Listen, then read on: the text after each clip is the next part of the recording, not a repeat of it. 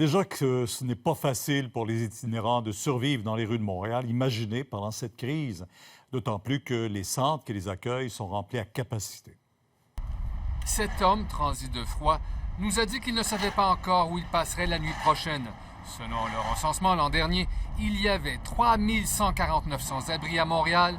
C'est ce qu'on a pu compter. Tout se passe relativement bien. Plus de 300 hommes viennent quotidiennement à la Maison du Père pour se nourrir et 194, toujours les mêmes, y dorment. Certains services sont fermés, faute de main-d'œuvre, mais l'essentiel tient le coup. Oui, on reste en dedans, le mieux possible. Personne n'entre ici sans un vigoureux lavage de mains, encore moins s'il a les symptômes de la COVID-19.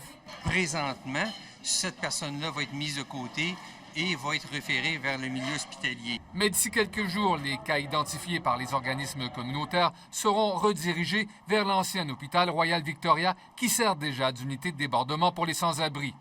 On est en train de transformer les locaux en centres d'isolement. Montréal va aussi installer une vingtaine de toilettes avec lavabo à des endroits stratégiques dans l'arrondissement Ville-Marie.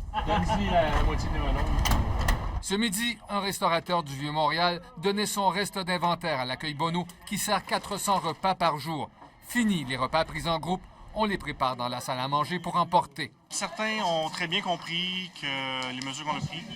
D'autres ont été un petit peu en réaction, mais je crois qu'une semaine plus tard, on commence déjà à comprendre, la population s'adapte. Une des préoccupations qu'on a ici, dans la rue, en organisme qui aide les jeunes, c'est comment faire en sorte que ces jeunes qui n'ont que de l'argent comptant puissent acheter les biens dont ils ont besoin quand on n'accepte plus que les cartes de crédit. Ça, c'est des services essentiels, mais après, ils vont manquer aussi de services, d'emploi.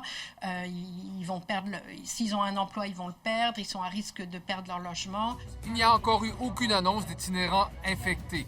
Les organismes se croisent les doigts. Richard Olivier, TVA Nouvelle, Montréal.